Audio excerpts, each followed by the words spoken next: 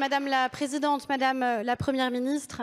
Monsieur le Président, la Rada d'Ukraine est, à l'instar de toutes les assemblées démocratiques, sœur de notre Assemblée nationale.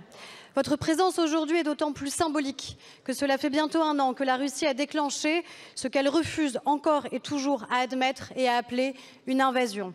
Malgré des dizaines de milliers de morts, malgré les bombes lancées sur Kiev, Kharkiv, Kherson ou encore Odessa, malgré les milliers de crimes de guerre, tortures, viols, attaques délibérées et ciblées d'écoles et d'hôpitaux, exécutions sommaires et les souffrances infligées à tout un peuple. Un peuple dont Vladimir Poutine est depuis 1 an le persécuteur et le bourreau systématique. Pourtant, malgré le déséquilibre des forces, malgré l'agression préméditée et massive de l'armée russe, l'Ukraine a tenu.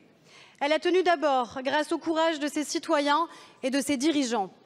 Elle a tenu aussi parce que nous, oui nous, Français, Européens, démocrates, alliés sans fléchir, nous avons répondu présent. En sanctionnant durement la Russie, quand certains nous demandaient de cesser toute sanction, et malgré le prix à payer, nous avons montré que nos valeurs ne sont pas à vendre.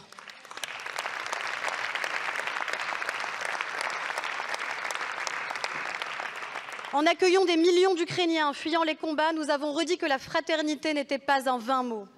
Enfin, en fournissant un soutien à la fois humanitaire et militaire à l'Ukraine, nous avons prouvé que les intimidations ne nous empêcheront jamais de venir en aide à un État souverain et à un peuple libre.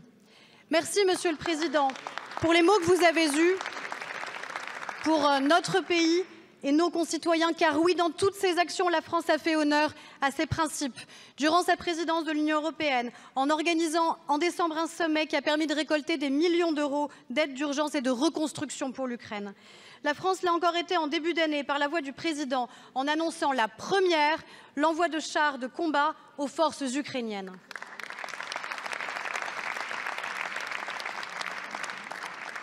À ceux qui posent la question, jusqu'à quand soutiendrez-vous l'Ukraine?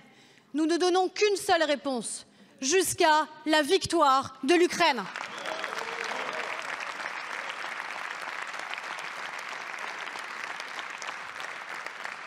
Nous serons à vos côtés tant que l'Ukraine n'aura pas recouvré sa pleine souveraineté et les Ukrainiens leur liberté. Nous serons à vos côtés pour célébrer demain votre appartenance à l'Union européenne. Madame la Première ministre, alors qu'une nouvelle attaque massive de la Russie est à craindre pour le printemps, il nous incombe encore et toujours de continuer à soutenir les Ukrainiens.